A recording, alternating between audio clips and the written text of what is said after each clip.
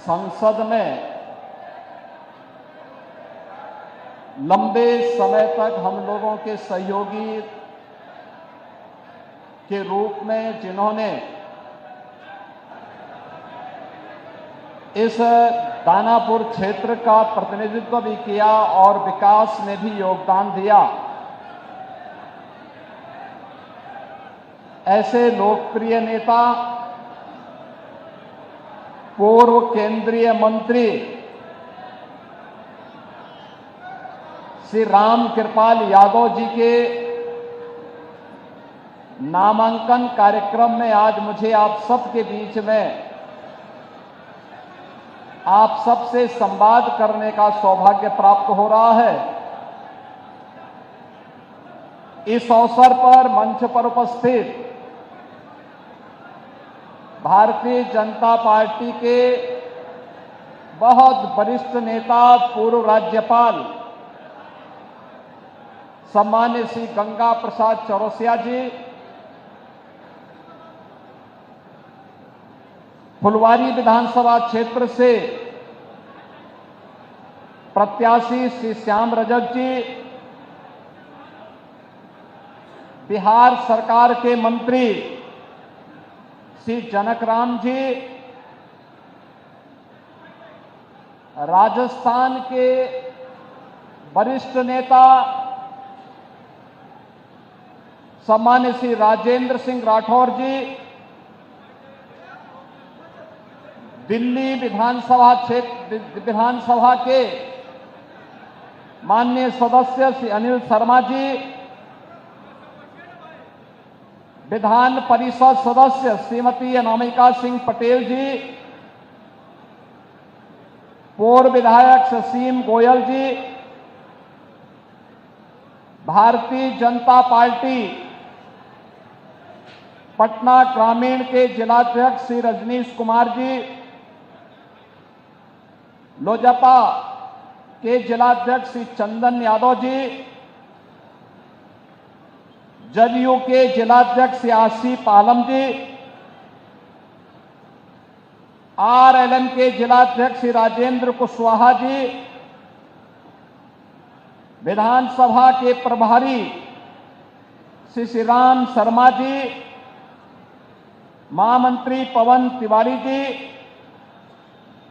और इस कार्यक्रम का संचालन कर रहे श्री अतुल कुमार जी, आज के इस नामांकन कार्यक्रम में उपस्थित हजारों की संख्या में दानापुर विधानसभा क्षेत्र से जुड़े हुए एनडीए के हमारे सभी पदाधिकारी, कार्यकर्ता, बहनों और भाइयों, मैं सबसे पहले बिहार की इस पावन धरा को, जिस पावन भूमि को मां जानकी की पावन भूमि के रूप में, भगवान बुद्ध की ज्ञान भूमि के रूप में, भगवान महावीर की जन्मभूमि के रूप में, लोकतंत्र की जननी के रूप में जाना जाता है, इस पावन धरा को कोटि कोटि नमन करते हुए आप सभी का मैं हृदय से अभिनंदन करता हूं। बहनों और भाइयों, ये मेरे लिए अत्यंत सौभाग्य का विषय है कि दीपावली और छठ महापर्व के पूर्व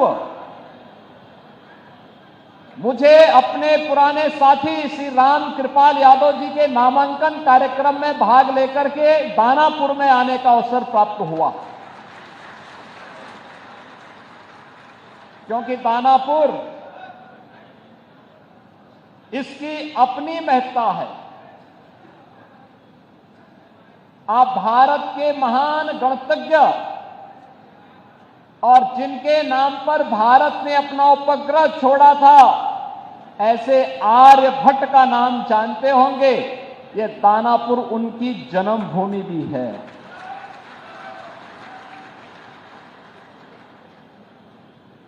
याद रखना, आचार्य कौटिल्य, चंद्रगुप्त मौर्य और अशोक महान जैसे महाप्रतापी राष्ट्र शिल्पियों को देने वाला हमारा यह बिहार और गुरु गोविंद सिंह जी महाराज की पावन जन्मभूमि के रूप में भी हमारा यही बिहार और यही क्षेत्र जाना जाता है। गुरु गोविंद सिंह जी ने कहा था कि देहु सिवावर मोही है, शुभ कर्मन ते कबहू न टरो। यानी गुरु गोविंद सिंह जी का यह अमर वाक्य आज भी हर भारतीय को एक नई प्रेरणा प्रदान करते हैं और ये यहां की धरती इस बात की गवाह है कि गुरु गोविंद सिंह जी महाराज जब पटना साहिब से उनको बाहर जाना हुआ तो पहला पड़ाव यही दानापुर उनका रहा है। बचपन में उनका पहला पड़ाव यही दानापुर बना था। आज उस दानापुर में मुझे भी आने का सौभाग्य प्राप्त हुआ है। बहनों और भाइयों, उत्तर प्रदेश और बिहार का संबंध ये केवल एक संबंध नहीं है, एक साझी विरासत है, एक आत्मा का संबंध है, एक संस्कृति का संबंध है और एक संकल्प का भी संबंध है।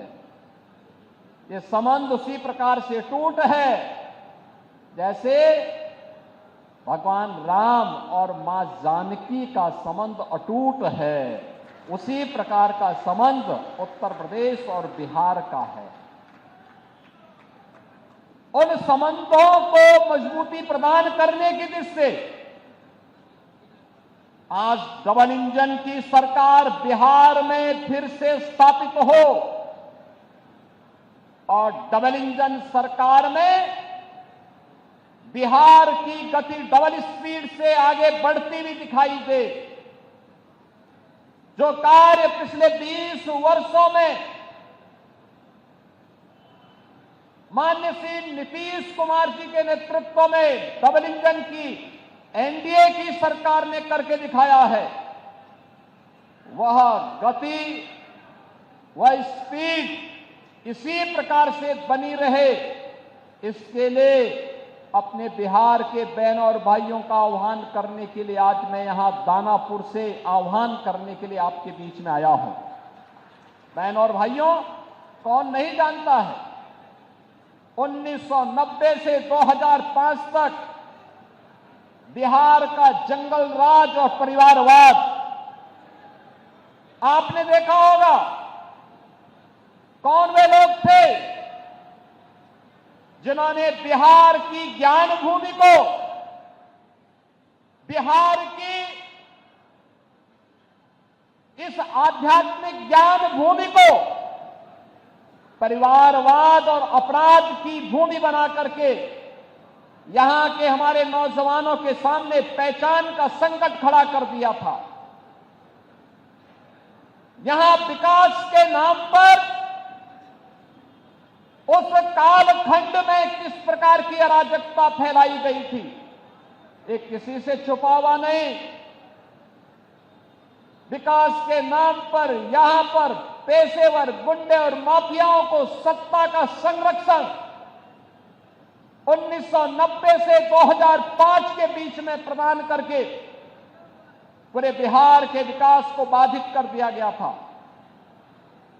बिहार के नागरिकों के सामने, बिहार के नौजवानों के सामने पहचान का संकट खड़ा हो गया था।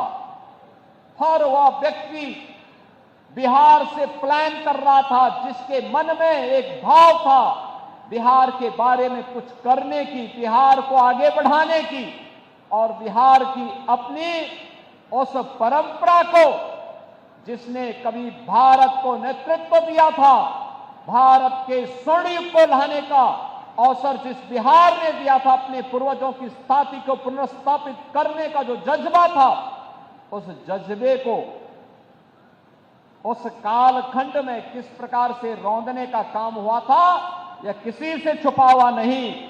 और इसीलिए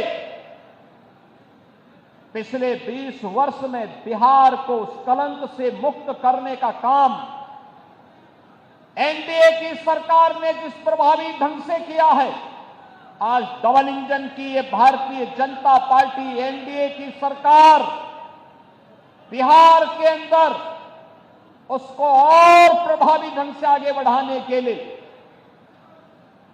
इस चुनाव में फिर से बिहार वासियों का आह्वान करने के लिए आई है। बहनों और भाइयों, अब बिहार में यहां के विकास को कोई बाधित नहीं कर सकता। यह अपराध को कोई अपना जन्मसिद्ध अधिकार नहीं बना सकता। अब बिहार में अपराध को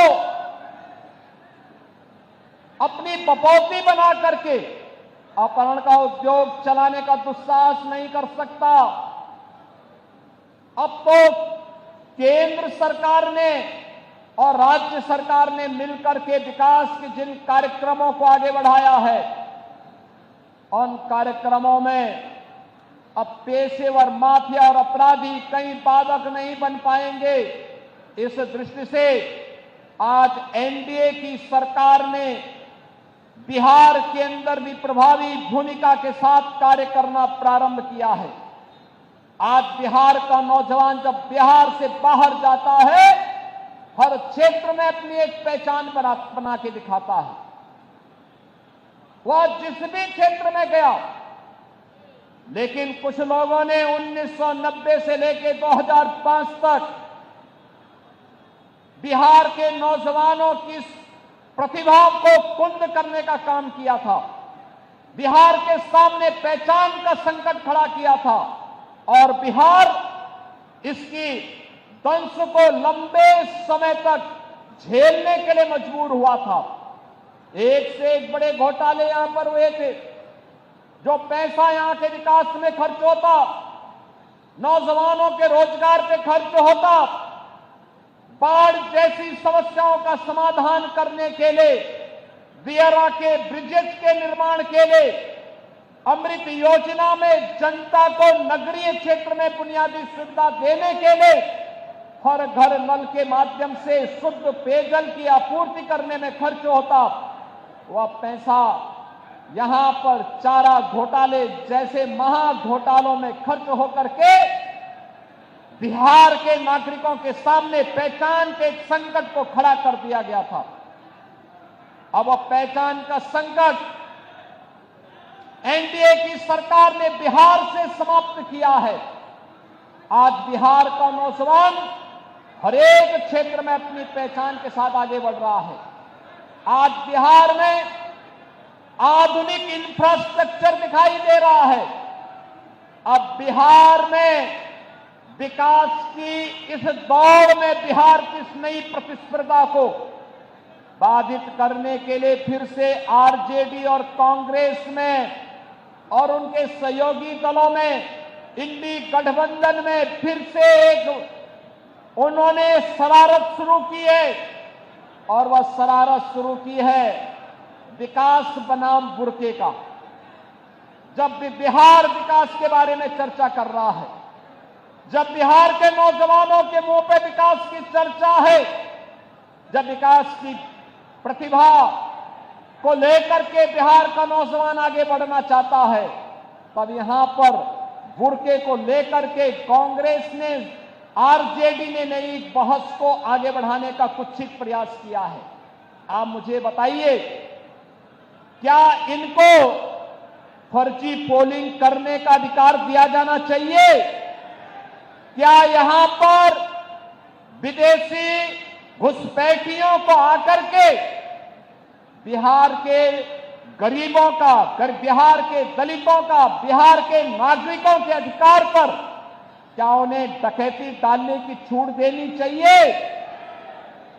बहनों और भाइयों, आरजेडी और कांग्रेस फर्जी पोलिंग करवाने की इस अपनी कुत्सित चेष्टा को और जो एक पारदर्शी और स्वच्छ चुनाव प्रक्रिया के तहत हर मतदाता को अपनी पहचान देनी है और पहचान पत्र दिखा करके ही वह मतदान में भागीदार बन सकता है। जब इसको आगे बढ़ाने की कार्रवाई के साथ एनडीए की सरकार उसका समर्थन कर रही है, एनडीए के सभी दल उसका समर्थन कर रहे हैं, लेकिन कांग्रेस, आरजेडी और उनके सहयोगी दल कहते हैं नहीं, फर्जी पोलिंग होनी चाहिए। ये तो बिहार के लोगों के हकों पर डकैती करने जैसा है, डकैती डालने जैसा है।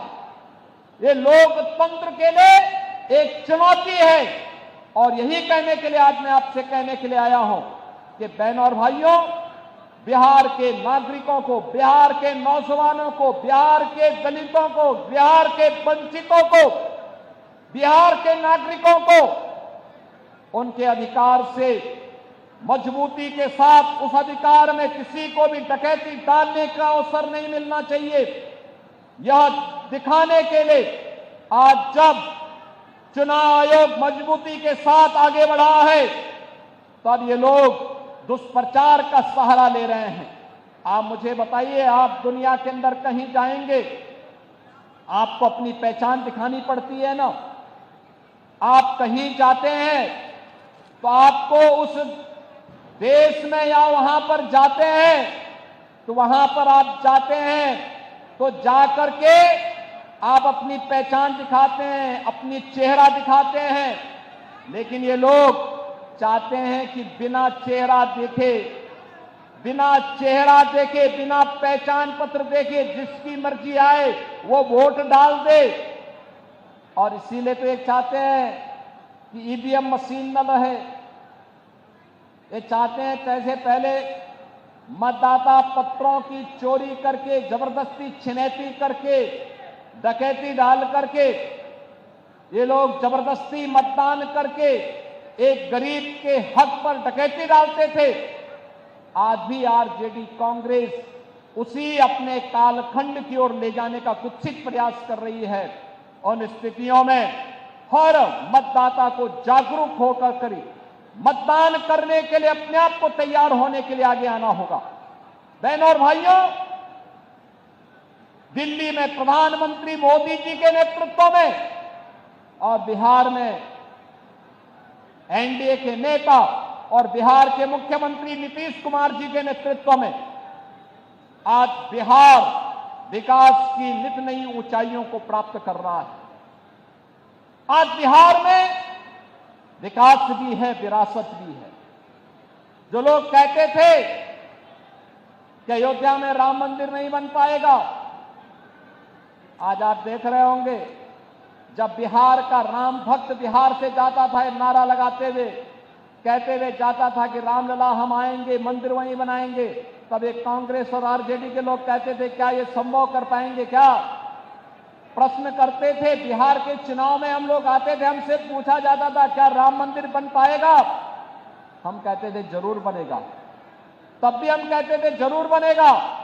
और बहनों और भाइयों, आज अयोध्या में तो भगवान राम का भव्य मंदिर का निर्माण कार्य पूरा हो चुका है, रामलला विराजमान हो चुके हैं। लेकिन अब बिहार में भी मां जानकी का मंदिर बन रहा है। लगभग 900 करोड़ रुपए की लागत से बिहार में भी वह कार्य प्रारंभ हो गया है। यही है विरासत, यही है विरासत, यही है हमारी विरासत।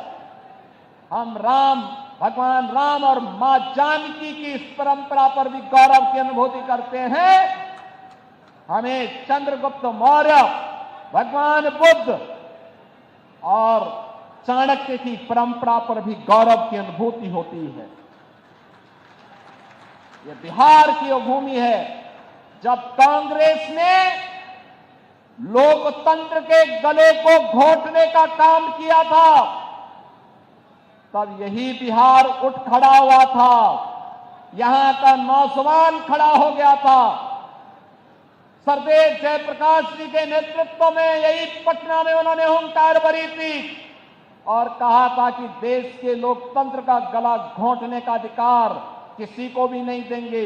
लेकिन आज जो कांग्रेस लोकतंत्र का गला घोंटने का काम की थी, उसी कांग्रेस की झोली में आरजेडी ने अपने को गिरवी करके रख दिया है।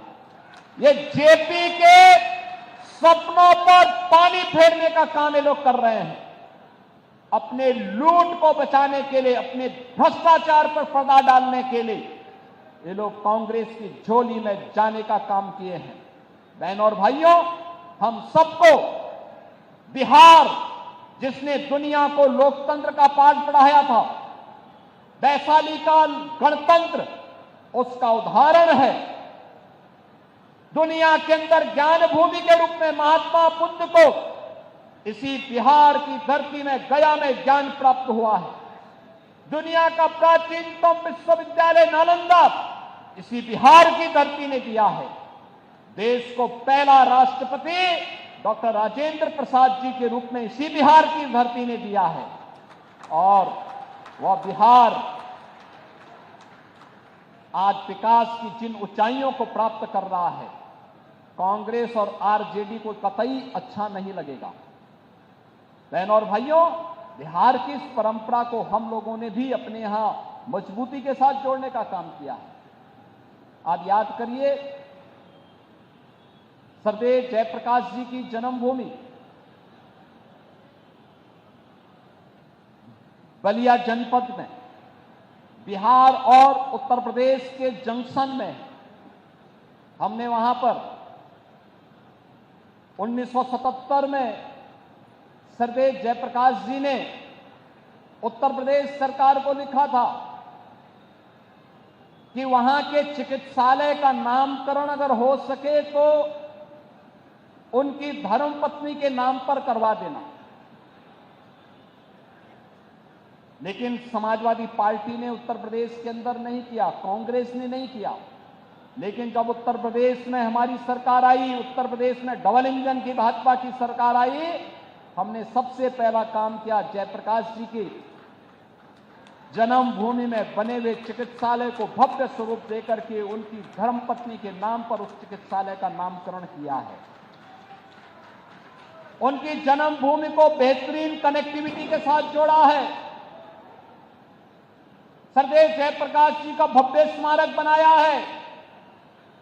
हमें प्रयागराज की धरती पर पहला, यानी उत्तर प्रदेश का नेशनल लॉ यूनिवर्सिटी बनानी थी।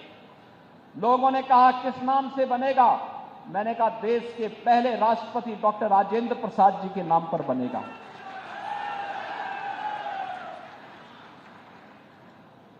अयोध्या की कनेक्टिविटी कहां की होनी चाहिए? हमने कहा पहली कनेक्टिविटी उत्तर प्रदेश की अयोध्या की सीतामढ़ी के लिए होनी चाहिए और हम लोगों ने उसको राम जानकी मार्ग के रूप में, उसे 4 लेन के रूप में हम लोग उसको मजबूती के साथ आगे बढ़ाने का काम कर रहे हैं। बहनों और भाइयों, उत्तर प्रदेश और बिहार की विरासत मजबूती के साथ आगे बढ़ेगी। और याद करिए, डबल इंजन की एनडीए सरकार है जो आरजेडी कांग्रेस के भ्रष्टाचार के साथ साथ आपराधिक उद्योग को भी नियंत्रित कर सकता है, मजबूती के साथ नियंत्रण करेगा। आपने देखा होगा उत्तर प्रदेश में माफिया तो जहन्नुम की यात्रा में जा चुके हैं।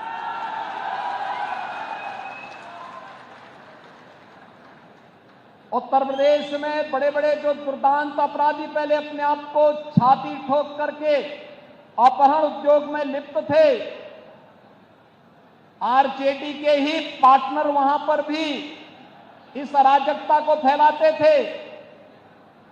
आज उनकी क्या दुर्गति हो रही है।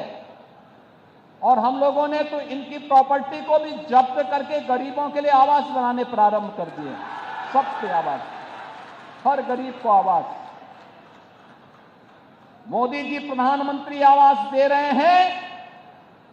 देश के अंदर उन्होंने करोड़ों लोगों को आवास दिया, 4 करोड़ लोगों को आवास दे दिया। ये काम कांग्रेस भी तो कर सकती थी। 12 करोड़ गरीबों के घर में शौचालय बना दिए। 10 करोड़ से भी गरीबों को उज्ज्वला योजना के कनेक्शन दे दिए। 50 करोड़ गरीबों को आयुष्मान भारत की 5 लाख रुपए की स्वास्थ्य बीमा का प्रतिवर्ष सुविधा उपलब्ध करवाई जा रही है। देश के अंदर 80 करोड़ गरीबों को कोविड कालखंड से लेकर के लगातार 29 तक फ्री में राशन की सुविधा का लाभ दिया जा रहा है। बहनों और भाइयों, ये काम कांग्रेस भी कर सकती थी, लेकिन गरीब कल्याण न कांग्रेस के एजेंडे में था, न आरजेडी के एजेंडे में।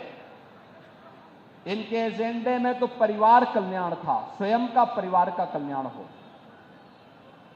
इनके एजेंडे में कांग्रेस का भी परिवार का कल्याण था और आरजेडी के भी एजेंडे में वही परिवार कल्याण था।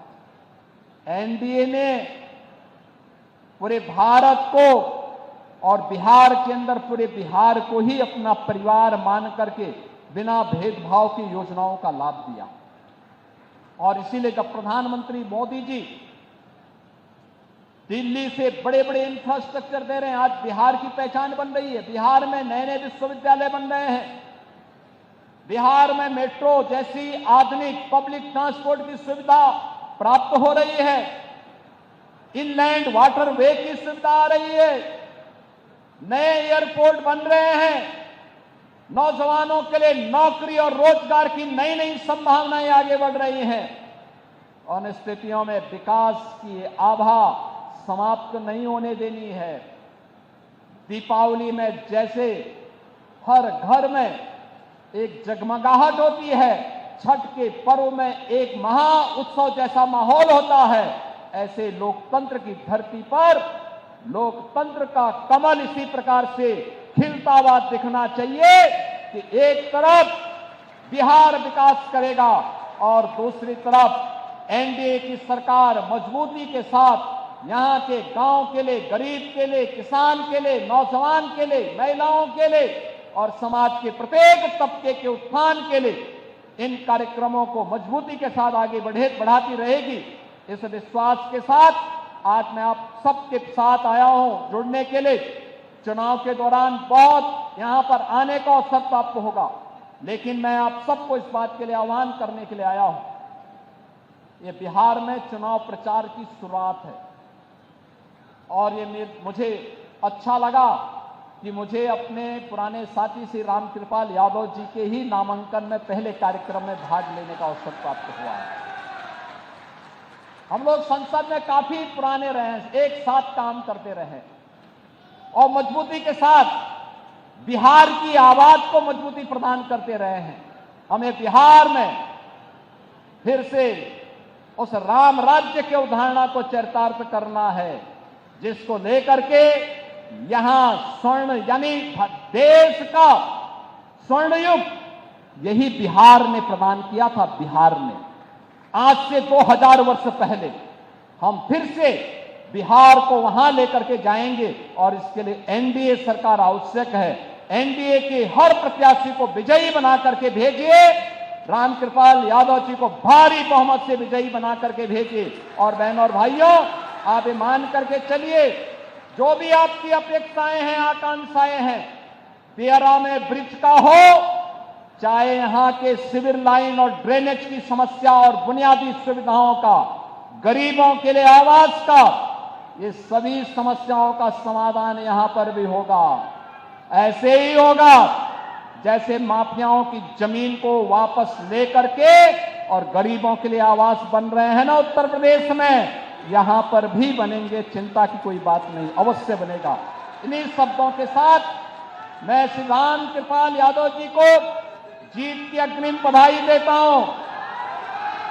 आप सभी को दीपावली और महाछठ की भी हृदय से शुभकामनाएं देता हूं। छठी माई से यही प्रार्थना है कि आपके घर में, आपके परिवार में वह इसी प्रकार से उत्सव और मंगल का माहौल बनाती रहे। आप सबके जीवन में इसी प्रकार से खुशहाली आती रहे। इस विश्वास के साथ मैं अपनी वाणी को देता हूं विराम। मेरे साथ बोलेंगे जय जय श्री राम।